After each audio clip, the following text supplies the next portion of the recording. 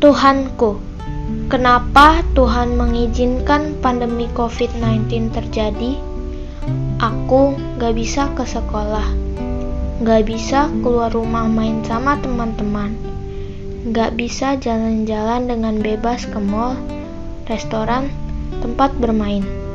Rasanya berat dan bosan sekali Tuhan. Aku harus bagaimana ya Tuhan? Tuhan Yesus, pimpin aku untuk memahami aku dan pandemi di ibadah pagi ini. Amin. Hai teman-teman semua, selamat pagi. Selamat bergabung dalam ibadah online kelas khusus TQTC GKI Kebayoran Baru. Gimana kabarnya semua? Semoga semuanya sehat-sehat ya. Walaupun ibadah yang kita lakukan ini online, tapi pastinya kita harus tetap sukacita menyembah Tuhan. Kamu sendiri gimana, Aiko? Pastinya kamu sukacita kan hari ini? Iya Kak, aku juga sangat bersukacita bisa beribadah di pagi ini, walau kita beribadahnya di rumah masing-masing. Yuk kita buka ibadah ini dengan bersatu di dalam doa. Tuhan Yesus, terima kasih Tuhan, Engkau telah menyatukan kami di rumah kami masing-masing untuk ibadah secara online. Tuhan berkati ibadah ini dari awal sampai akhir ya Tuhan, supaya berjalan dengan lancar dan bisa menjadi berkat bagi kita semua. Terima kasih Tuhan Yesus, amin. Teman-teman, saat ini bukan musibah badai angin topan yang kita lewatin, jadi bukan bencana alam lainnya, tapi kita menghadapi badai topan pandemi. Bukan hanya di Jakarta, bukan hanya di Indonesia, tapi di seluruh dunia. Lagu ini mengingatkan kita kalau Tuhan akan selalu menjadi perlindungan kita dalam suasana apapun, bahkan badai topan pandemi sekalipun. Yuk kita nyanyikan lagu ini sambil mengingat kasih penyertaannya.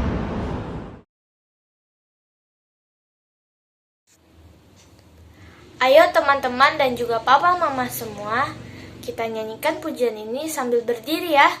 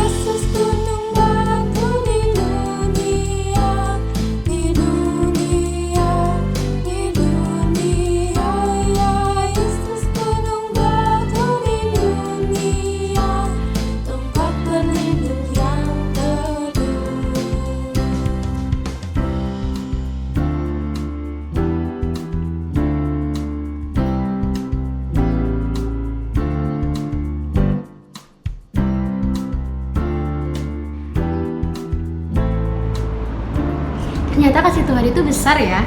Saat kita merasa sedih, saat kita kesal, bahkan saat kita lagi sedang jatuh, Dia akan selalu ada untuk kita.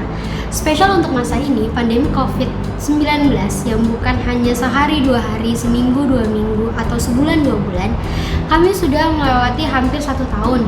Tuhan tetap menjadi perlindungan kita. Sambil menyanyikan lagu ini, mari kita kembali mengingat bagaimana Tuhan selalu setia menemani kita.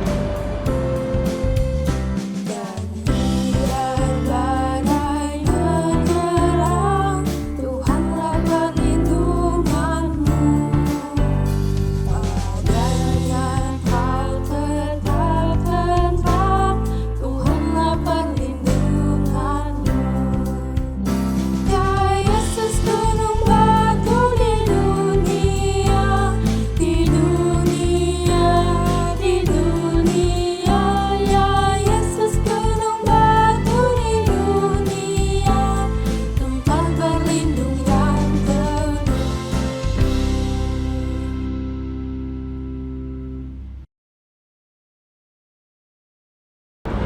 Teman-teman, kita tahu bahwa Tuhan itu sangat menyayangi kita. Tapi sayangnya, seringkali kita menyakiti hati Tuhan. Kita selalu saja berbuat di luar kehendak Tuhan yang tentunya membuat Tuhan sedih. Karena itu teman-teman, mari sekarang kita menutup mata kita berdoa memohon pengampunan dari Tuhan adalah Bapa kami yang bertata di dalam kerajaan surga. Tuhan, kembali kami di sini di hadapan-Mu untuk meminta maaf atas semua dosa dan kesalahan yang telah kami buat, yang melukai hati Engkau. Bantu kami untuk tidak kembali mengulanginya, kembali berjalan bersama-Mu dalam terang. Terima kasih Tuhan. Amin. Hari ini saya mau bersaksi tentang keadaan Kristus di antara kita. Dalam masa pandemi ini benar menunjukkan Yesus, Tuhan, kasih karunia-Nya, berkat-Nya ada di sekitar kita. Saya bersyukur saya bisa belajar, bermain dengan keadaan yang sehat, terlindung dari segala bahaya dan virus corona yang ada di sekitar kita. Saya sejak dulu sudah memiliki sebuah alergi debu. Setiap kali aku menghirup udara yang kurang baik, saya akan bersin. Dan bersinnya benar mempengaruhi saya dalam masa ini. Bikin saya lebih mudah tertular terhadap virus. Namun karena kasih karunia Tuhan, saya dapat bertahan hidup. Saya juga bersyukur dalam masa pandemi ini karena saya bisa tetap belajar. Sebelum pandemi ini saya mengikuti tes untuk mendapatkan SMP yang saya mau. Dengan kasih karunia Tuhan dan berkat-Nya, saya berhasil mendapatkan keduanya. Saya juga bersyukur dalam masa pandemi ini karena saya setia. Saya bersedia untuk setia kepada semua peraturan dan kebijakan pemerintah untuk tetap di rumah. Saya jarang keluar rumah. Saya pernah keluar karena alergi saya, namun setelah itu saya tetap di rumah. Kita semua merasakan kesusahan kita dan kesukacitaan kita dalam masa pandemi ini dan benar menunjukkan keadaan Yesus di sisi kita. Dengan kasih karunia Tuhan, kita bisa melakukan apapun. Namun, kasih karunia itu dan kemauan atau cita-cita kita tidak cukup untuk menghasilkan sesuatu yang baik. Kita juga membutuhkan komitmen dan usaha. Dan dengan usaha itu, kita dapat melakukan cita-cita kita dan akan berhasil dengan baik. Terima kasih. Saya Evan. Tuhan memberkati kalian semua.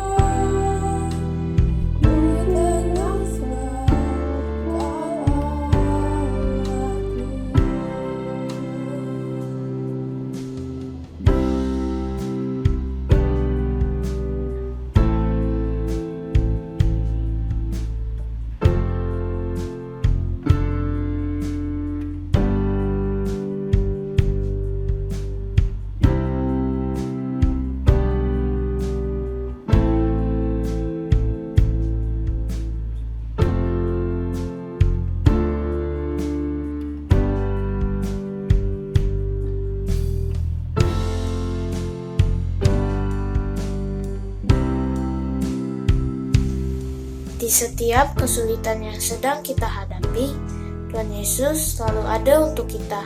Tuhan selalu bersama dengan kita. Dengan sayap kasih-Nya, Dia peluk kita selalu, jaga kita selalu. Sulit belajar karena tidak bisa keluar rumah, Tuhan berikan teknologi. Selama ini jarang bertemu orang tua, sekarang menjadi lebih sering bersama mereka. Yuk teman-teman, sebagai rasa ucapan syukur kita kepada Tuhan, kita nyanyikan pujian ini kembali.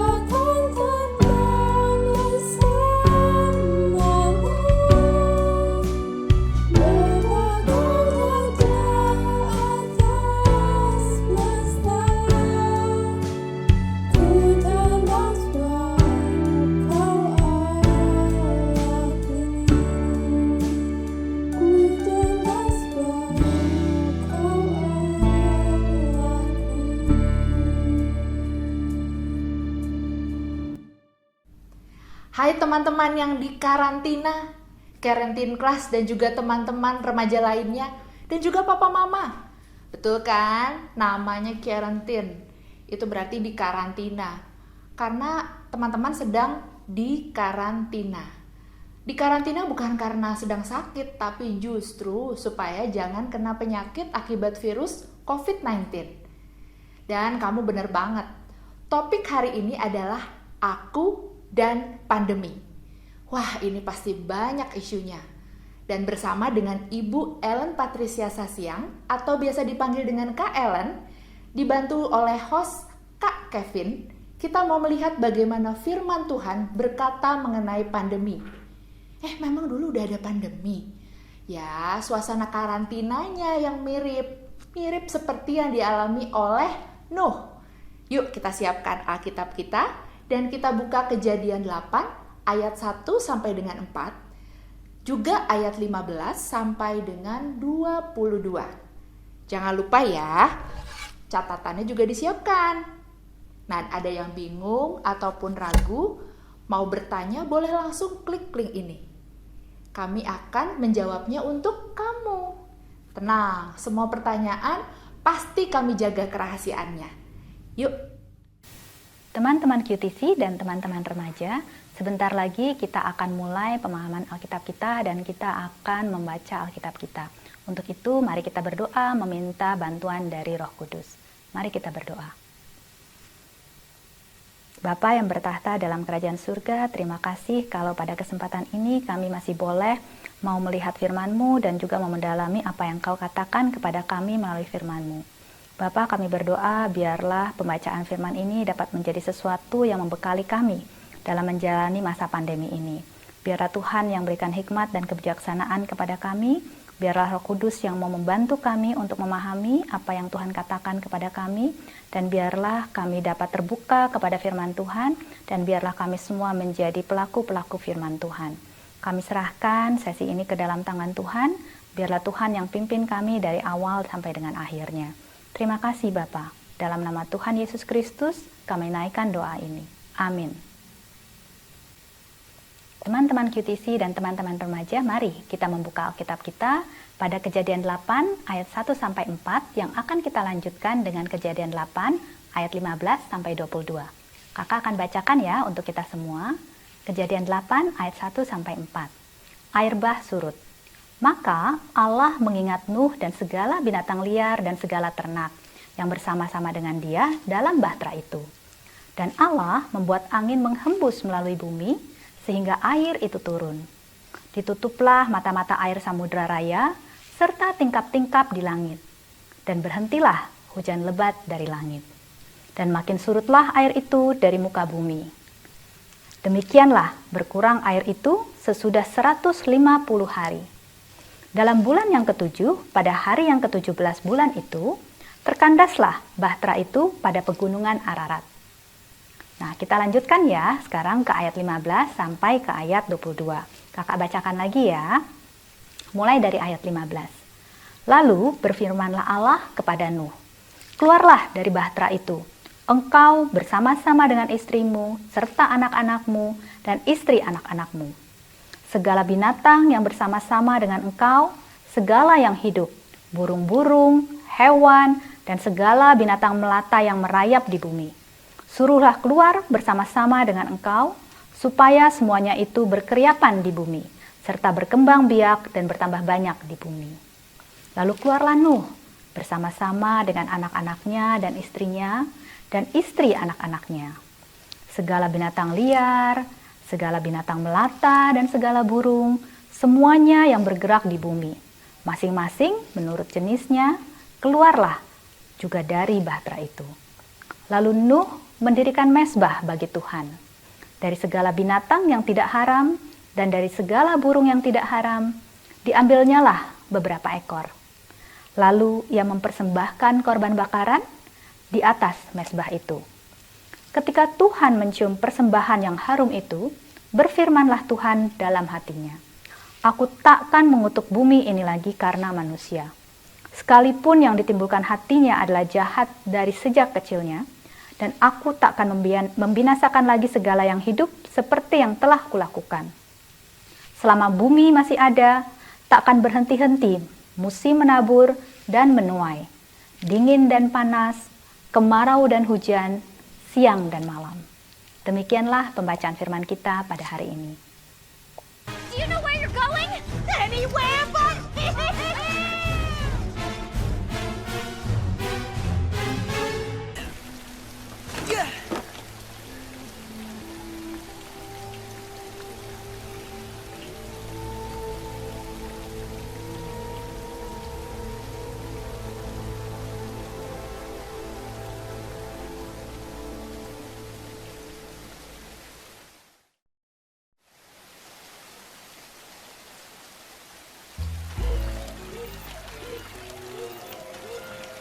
all this rain. And all these animals. 20 days. I don't know how much more of this I can take. No! And would somebody keep the elephants in their pens?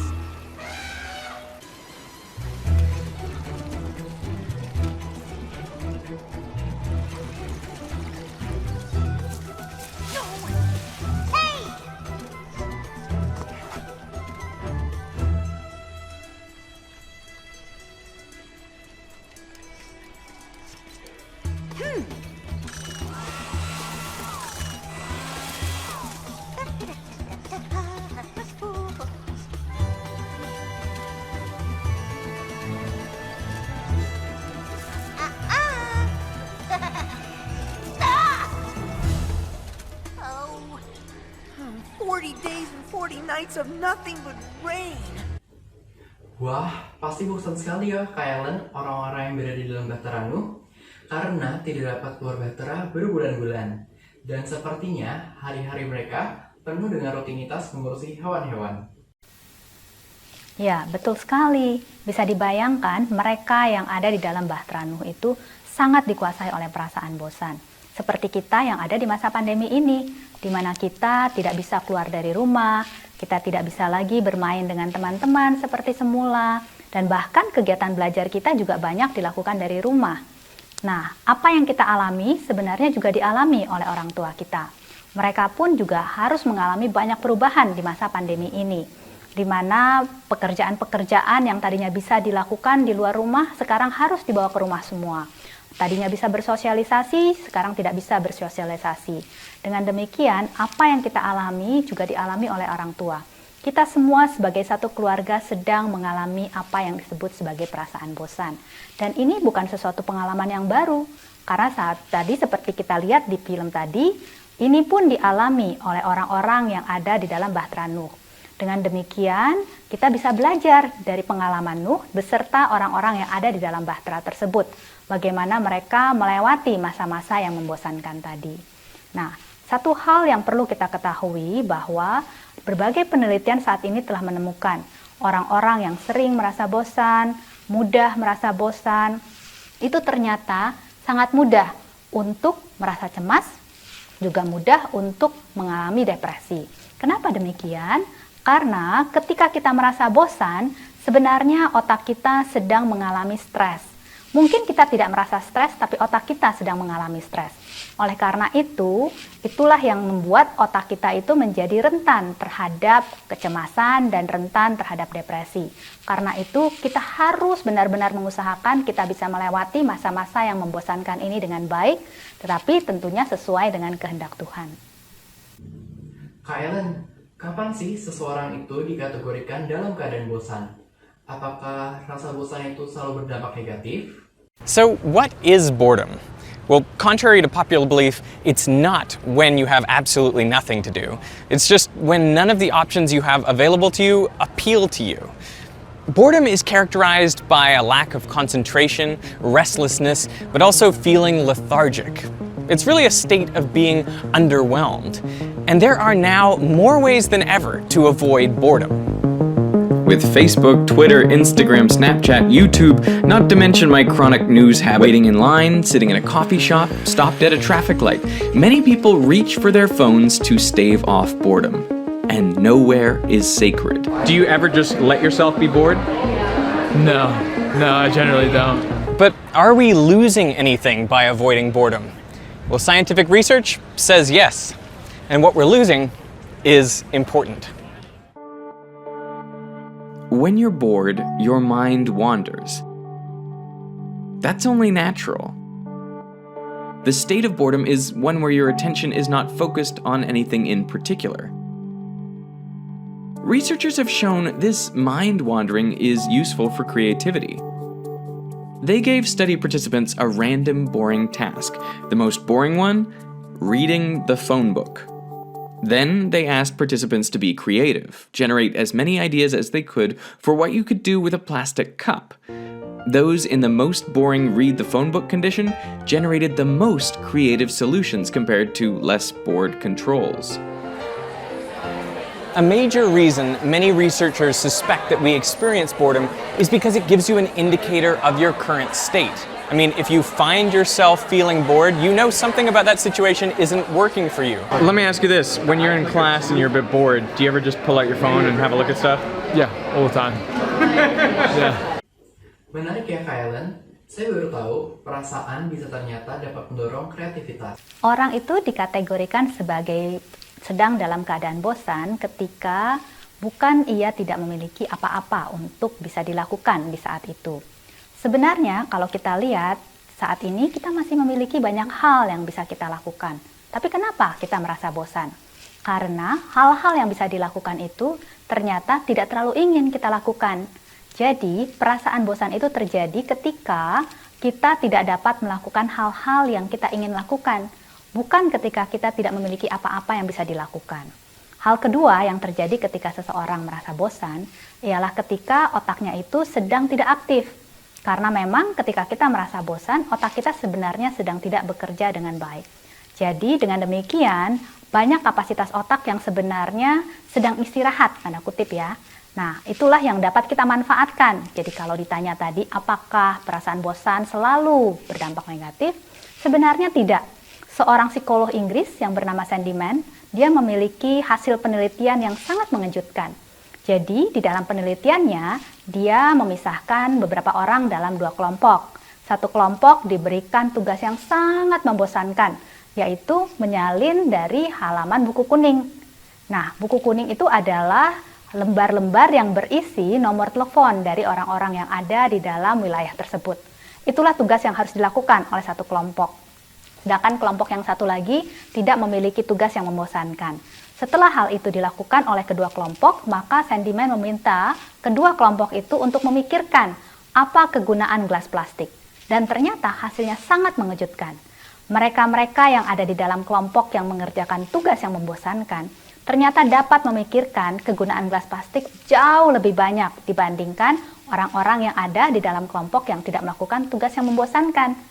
Jadi dari penelitian tersebut, Sandyman itu bisa menyimpulkan bahwa ketika orang merasa bosan atau setelah orang merasa bosan, maka otaknya itu siap untuk mengeksplor hal-hal yang kreatif karena memang otak itu sedang membutuhkan stimulasi yang membuat dia bisa aktif.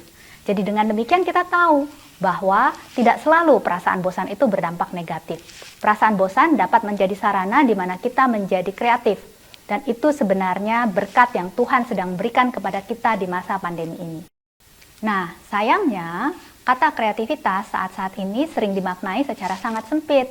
Padahal kreativitas itu maknanya sangat luas. Yuk kita lihat video berikut ini untuk bisa mengetahui apa kreativitas itu sesungguhnya.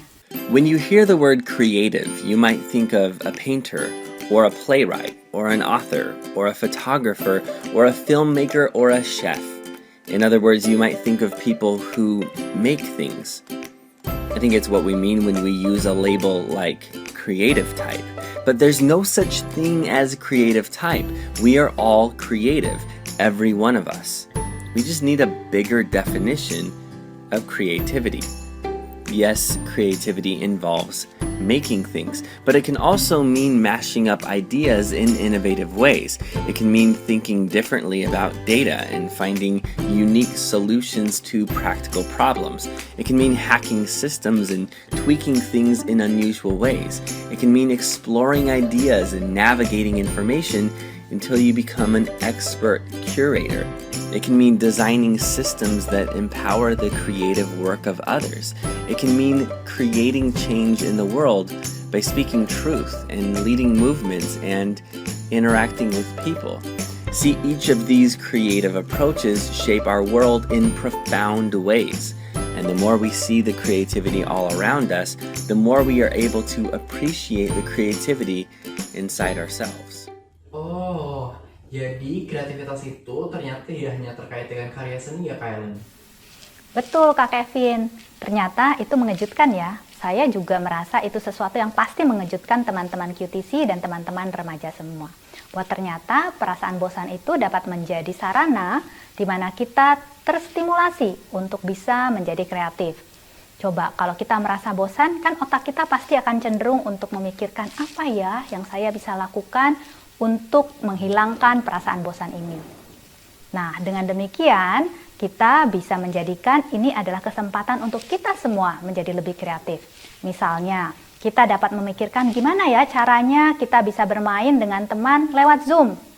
Apakah itu bisa menjadi suatu sarana kita memperlihatkan apa-apa yang kita miliki dan berkomunikasi dengan lebih baik melalui sarana Zoom? Apakah itu bisa menjadi kesempatan juga bagi kita untuk sama-sama mempelajari hal yang baru bersama teman dan saling bertukar pikiran dan bertukar pengalaman? Atau bisa juga kita berkreasi bersama dengan orang tua. Tidak harus selalu bersama dengan teman kan Kak? Nah misalkan kita bisa bersama-sama dengan orang tua mencoba memikirkan apa ya Pak, apa Ma yang kita bisa lakukan untuk menghilangkan perasaan bosan nih di masa pandemi. Mungkin kita bisa berjalan-jalan bersama, tidak perlu kemana-mana, hanya di dalam mobil saja. Atau mungkin kita bisa pergi ke suatu tempat tujuan dan melihat-lihat pemandangan dari dalam mobil. Dan dengan demikian, hal-hal yang kita lakukan itu dapat menghilangkan kejenuhan kita dan itu juga merupakan bentuk kreativitas. Tidak selalu kreativitas itu merupakan hasil karya seni, ataupun lagu, ataupun video. Karya-karya tersebut tentu juga disebut kreativitas, tapi problem solving atau yang disebut sebagai pemecahan masalah itu juga merupakan bentuk kreativitas loh Kak Kevin, dan itulah yang sebenarnya ditunjukkan oleh Nuh ketika dia ada di dalam bahtera tersebut. Kreativitas yang ditunjukkan oleh Nuh salah satunya adalah bagaimana ia memiliki kreativitas dalam memecahkan masalah yang ada saat itu. Jadi yuk kita coba lihat apa yang kita bisa lakukan baik dengan anggota keluarga maupun dengan teman-teman sehingga kita bisa melewati masa ini dengan lebih kreatif. Nah, teman-teman QTC dan teman-teman remaja, supaya kita semua dapat terinspirasi tentang kreativitas yang dapat kita lakukan di masa pandemi ini, mari kita lihat apa yang dilakukan oleh Nabi Nuh dan bentuk kreativitas yang dilakukan oleh Nabi Nuh ketika ia berada dalam bahtera. Yuk kita tonton video berikut ini. Then God remembered Noah and every living thing, and all the animals that were with him in the ark. And God made a wind to pass over the earth, and the rain from heaven was restrained. Then exactly 5 months from the time the flood began, the boat came to rest on the mountains of Ararat. 2.5 months later, as the waters continued to go down, other mountain peaks became visible. After another 40 days, Noah opened the window he had made in the boat and released a raven. The bird flew back and forth until the floodwaters on the earth had dried up. He also released a dove to see if the water had receded and it could find dry ground. But the dove could find no place to land because the water still covered the ground. So it returned to the boat, and Noah held out his hand and drew the dove back inside. Stop squirming, or this is never going to fit. Yes? What on earth are you doing? Chris, Joy, I have got to get off this boat. Do you know what the problem is with all the birds Noah has been sending out looking for land? They don't find any? Precisely, because Noah is sending them out without the proper equipment. Well, no more. I have equipped this bird with a heads-up display infrared mapping system, laser sight, solar-powered thermal heat retainer, 6 weeks of food, and an umbrella. Why, with this state-of-the-art reconnaissance package, he will find land in no time.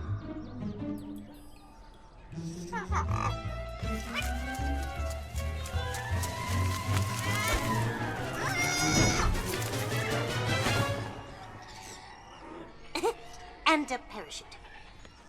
Never mind the bird act, Gizmo. Besides, Noah's already sent the dove out again. I think he's got it under control.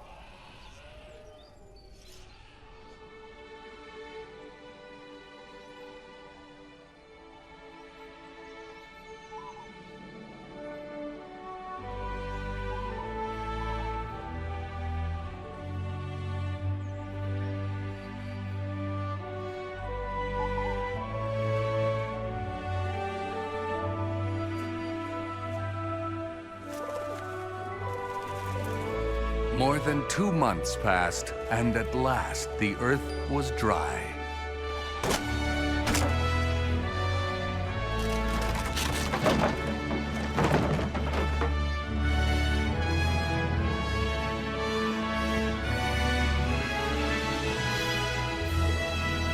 Go out of the ark, you and your wife, and your sons, and your sons' wives with you.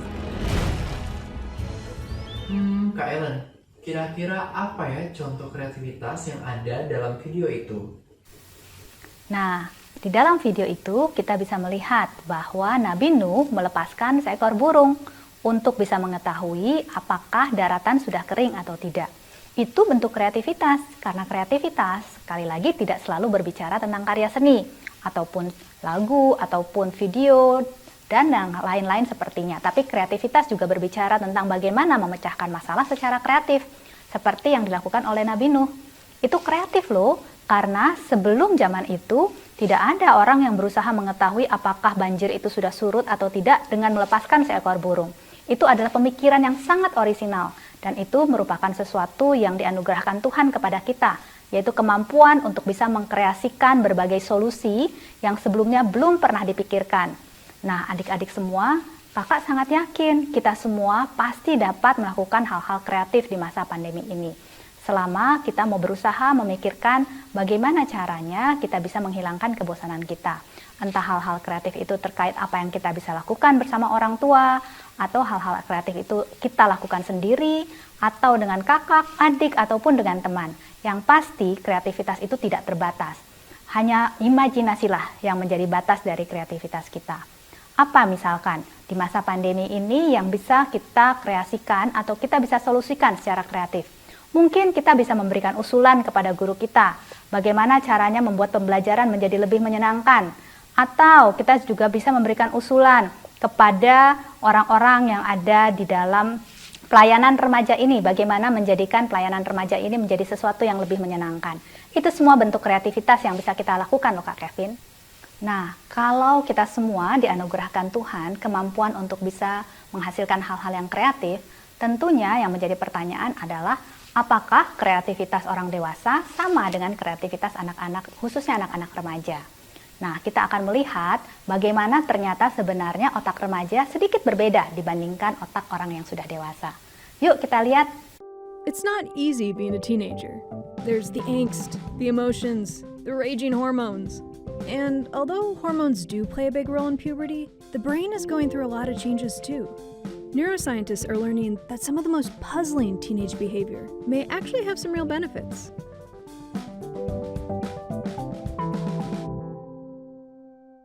Legally, you're considered an adult when you turn 18. But from the neuroscience perspective, your brain is really still developing. And the current literature suggests that it's about around age 25 or so is when the brain finishes the period of adolescence. This is Dr. Adriana Galvin, and she runs the Developmental Neuroscience Lab at UCLA. The brain develops from the back to the front, so the prefrontal cortex is the last region to fully develop. The prefrontal cortex is the part of the brain you need to make good decisions, to think about the future, think about consequences. You can kind of think of it like the Spock of the brain, logical, calm, and collected. And then deeper in the brain, there are these emotional systems like the limbic system that are more interested in immediate gratification. They're sort of like Captain Kirk, a risk taker and a bit emotional. During the teenage years, the limbic system develops really quickly, and the prefrontal cortex is trying to catch up. Eventually, as individuals become adults, the prefrontal cortex will increasingly have more influence over behavior than the impulsive part of the brain. So, without a fully developed prefrontal cortex, you can kind of see why teens might be more impulsive or just worry less about future consequences. Oh, ternyata otak remaja itu berbeda ya dengan otak orang dewasa. Dan ternyata otak yang seperti orang dewasa itu baru terbentuk di sekitar usia 25 tahun ya. Iya, betul Kak Kevin. Itu sebabnya makanya apa yang menjadi kemampuan seorang anak remaja tentu tidak bisa disamakan dengan kemampuan berpikir orang dewasa. Orang dewasa seperti kita lihat di film tadi sudah memiliki aktivitas otak yang lebih banyak di bagian depan sini yang dikatakan sebagai prefrontal cortex. Sedangkan anak-anak remaja lebih banyak aktivitas otaknya adalah di bagian tengah.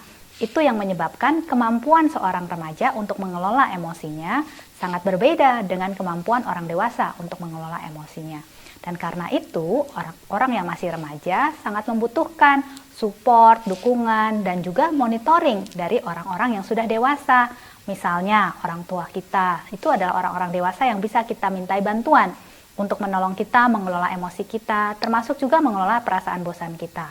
Juga kakak-kakak yang ada di dalam pelayanan remaja yang sudah lebih dewasa, itu adalah orang-orang yang juga bisa kita mintai bantuan untuk bisa menolong kita melewati masa-masa ini dengan lebih baik, karena memang sekali lagi otak di masa remaja ini masih mengalami perkembangan untuk bisa menjadi seperti orang dewasa.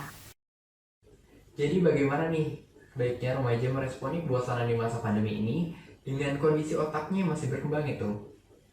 Nah, untuk itu ada beberapa hal yang teman-teman QTC dan juga teman-teman remaja dapat lakukan. Yang pertama, kita perlu menyadari bahwa nggak apa-apa loh minta bantuan kepada orang dewasa, karena kan tadi kita sudah melihat bahwa otak di masa remaja ini masih dalam tahap perkembangan, belum seperti orang dewasa. Jadi sekali lagi, tidak apa-apa kalau kita minta bantuan kepada orang-orang dewasa yang ada di sekitar kita. Kita bisa minta bantuan ke papa mama, ataupun kepada kakak-kakak yang ada di pelayanan remaja yang memang sudah lebih dewasa daripada kita. Meminta bantuan tidak menunjukkan bahwa kita lemah. Meminta bantuan justru kadang-kadang menunjukkan bahwa kita bijaksana, karena kita menyadari apa yang menjadi kekurangan-kekurangan ataupun apa yang menjadi hal-hal terkait diri kita di masa remaja ini. Pada saat kita mau meminta bantuan kepada orang tua ataupun kepada kakak-kakak yang ada di pelayanan remaja, kita perlu menyadari bahwa cara kita meminta bantuan itu sangat menentukan juga apa yang menjadi respon mereka. Ketika kita meminta bantuan itu dengan baik-baik, dengan nada yang baik, tentu kemungkinan besar respon yang kita terima pun baik. Tapi pada saat kita tidak tenang, ataupun pada saat kita meminta bantuan dengan marah-marah, dengan kesal, tentu mereka juga akan meresponinya belum tentu sebaik yang kita harapkan. Jadi pastikan pada saat kita mau menyampaikan bahwa kita butuh bantuan, kita menyampaikannya dengan nada yang baik. Yang berikutnya, pada saat kita berkomunikasi, kita harus pastikan bahwa kita tidak menyalahkan siapa-siapa. Kondisi yang sedang kita alami ini, yaitu masa pandemi, ini tidak diinginkan oleh siapapun. Tidak diinginkan oleh orang tua kita, tidak juga diinginkan oleh kakak-kakak yang ada di pelayanan remaja. Kita semua tidak mengharapkan ini. Jadi kita semua berada di dalam masalah yang sama. Jadi ketika kita berkomunikasi, Kak Kevin sebaiknya kita semua mengusahakan agar komunikasi kita itu bukanlah komunikasi yang menyalahkan, tetapi komunikasi yang berfokus kepada menceritakan apa yang kita rasakan dan apa bantuan yang kita butuhkan dari orang tua ataupun dari kakak-kakak di pelayanan remaja. Nah, kalau ternyata kita merasa tidak aman untuk menyampaikan apa yang kita pikirkan dan apa yang kita rasakan kepada orang tua, dan juga belum merasa terlalu nyaman misalkan untuk berbicara kepada kakak-kakak yang ada di pelayanan remaja, kita perlu mengusahakan agar ada orang yang memang kita bisa percayai untuk kita ceritakan pikiran dan perasaan kita. Mungkin kita bisa bercerita kepada guru bimbingan konseling yang ada di sekolah, ataupun mungkin kepada salah seorang teman yang dapat kita percayai. Tapi pastikan sedapat mungkin kita memiliki support system untuk melewati masa ini dengan baik. Pada saat kita berkomunikasi dengan orang tua ataupun dengan kakak-kakak yang ada di pelayanan remaja, pastikan kita berkomunikasi dengan cara yang berfokus kepada apa yang menjadi kebutuhan atau keinginan kita. Dan kita juga terbuka dengan apa yang kita pikirkan dan apa yang kita rasakan. Dengan demikian, mereka dapat tahu dengan jelas apa yang menjadi kebutuhan kita, pikiran dan perasaan kita, sehingga mereka mungkin dapat mengusulkan hal-hal yang dapat menolong kita. Kita tahu seperti di video sebelumnya, remaja merupakan masa di mana otak kita belum berkembang sebaik orang dewasa. Oleh karena itu, kita perlu terbuka terhadap input-input dari orang yang ada di sekitar kita. Mari kita sama-sama melewati masa ini dengan sesuatu yang kreatif dan juga melewati masa ini dengan sukacita. Wah, terima kasih banyak ya Kak Ellen. Sekarang jadi lebih jelas bagaimana kami dapat mengatasi kebosanan selama pandemi ini. Sebelum kita berpisah, apakah ada pesan yang ingin disampaikan oleh Kak Ellen kepada teman-teman QTC dan remaja? Ya Kak Kevin, teman-teman QTC dan teman-teman remaja, kita sudah mengetahui bahwa ternyata perasaan bosan yang kita alami di masa pandemi ini dapat menjadi berkat loh, karena itu bisa menjadi sarana kita menjadi lebih kreatif. Jadi manfaatkan masa-masa ini untuk bisa menjadi lebih kreatif di tengah pandemi ini. Dan juga jangan lupa, mengingat kita semua masih dalam taraf perkembangan, artinya adik-adik masih perlu banyak bantuan dari orang-orang dewasa yang ada di sekitar. Mari kita bersikap terbuka terhadap inputan dan juga masukan dari orang-orang dewasa di sekitar kita, sehingga kita semua bisa melewati masa pandemi ini dengan sukacita. Tetap semangat, tetap sukacita di masa pandemi ya. Sehat selalu. Demikianlah teman-teman QTC, sesi pendalaman firman kita pada hari ini. Mari kita tutup acara ini dengan berdoa kepada Tuhan. Bapa, terima kasih kalau Engkau telah membukakan kepada kami bagaimana perasaan bosan yang kami alami di masa pandemi ini serupa dengan apa yang dialami oleh Nabi Nuh beserta keluarganya. Terima kasih bahwa kami tidak sendirian menjalani apa yang sedang kami alami, dan terima kasih kalau apa yang kami alami ini justru sebenarnya merupakan berkat yang Tuhan sedang berikan kepada kami. Tuhan sedang memberikan kesempatan kepada kami di tengah perasaan bosan kami untuk bisa menjadi lebih kreatif, untuk bisa menghasilkan inovasi-inovasi baru. Bapa, kami berdoa biarlah Engkau yang terus mau menolong kami untuk bisa memandang masa ini secara positif, dan biarlah kami sungguh-sungguh dapat menggunakan masa ini menjadi sesuatu yang bermanfaat, tidak hanya bagi diri kami sendiri, tetapi juga bagi orang-orang yang ada di sekitar kami. Roh Kudus pimpin terus jalan kami, biarlah kami selalu melakukan apa yang menjadi kehendak Tuhan bagi kami. Terima kasih Bapa. Dalam nama Tuhan Yesus kami berdoa. Amin.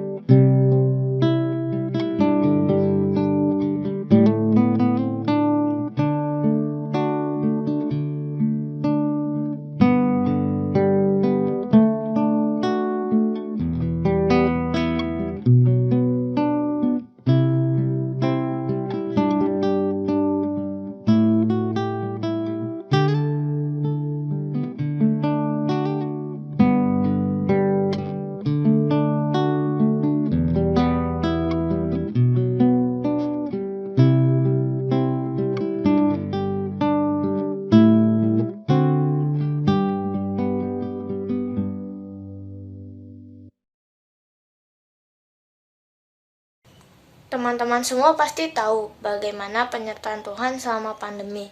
Tuhan menyertai kita selama belajar dari rumah. Tuhan membantu kita menyelesaikan tugas-tugas yang diberikan oleh guru. Dan juga berkat Tuhan selalu melimpah kepada kita. Kita juga pastinya bisa menjadi berkat bagi sesama kita di setiap kondisi apapun. Saya mau kutip ayat ini buat teman-teman semua dari Kejadian 8 ayat 1. Maka Allah mengingat Nuh dan segala binatang liar dan segala ternak yang bersama-sama dengan dia dalam bahtera itu. Dan Allah membuat angin menghembus melalui bumi, sehingga air itu turun. Dikatakan dalam ayat ini, Tuhan mengingat Nuh dan semua yang ada dalam bahtera. Begitu juga dalam pandemi ini, Tuhan mengingat aku, kamu, keluarga kita, teman-teman kita, dan memimpin kita melewatinya.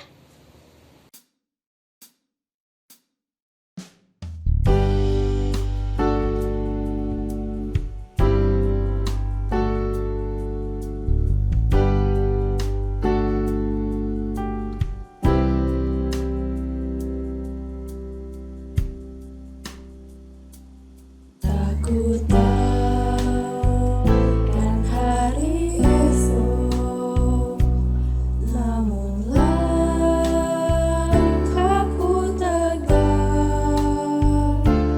bukan surya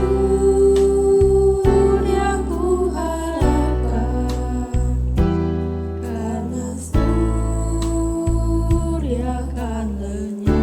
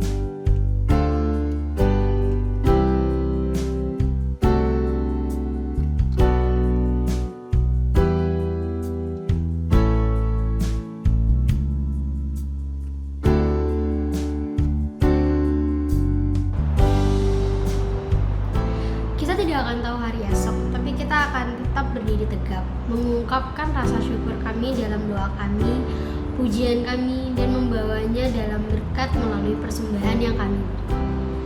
Allah Bapa yang bertata dalam kerajaan surga, puji syukur untuk penyertaan-Mu, untuk pemeliharaanmu, untuk kuasa-Mu di dalam masa pandemi ini. Satu hal yang kami tahu, Engkau tidak akan meninggalkan kami. Perlindungan-Mu nyata bagi kami dan memimpin kami melewati masa sulit ini. Terima kasih Tuhan. Amin.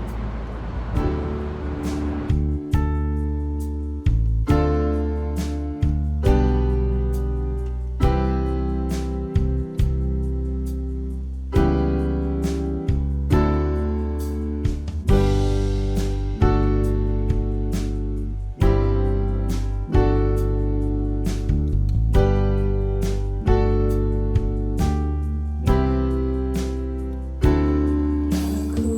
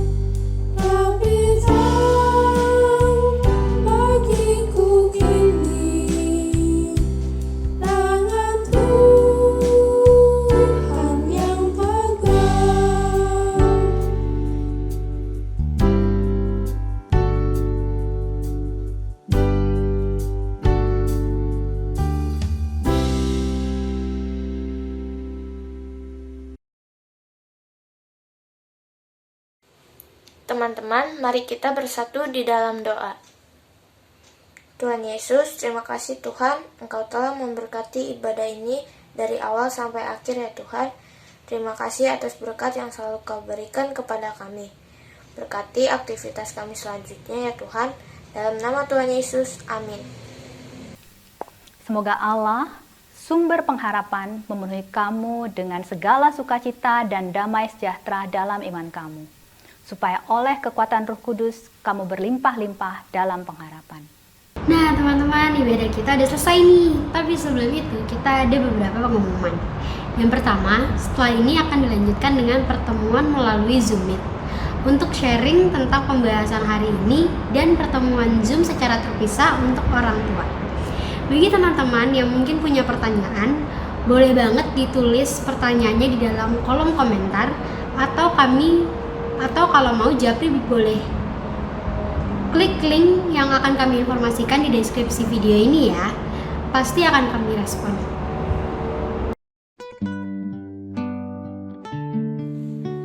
Minggu ini ada teman dari QTC loh yang berulang tahun, yaitu Miracle. Selamat ulang tahun ya Miracle. Tuhan Yesus berkati hidup Miracle. Jangan lupa, minggu depan tanggal 21 Februari 2021, kita bertemu kembali di ibadah dengan topik Aku dan Ketergantungan yang Salah.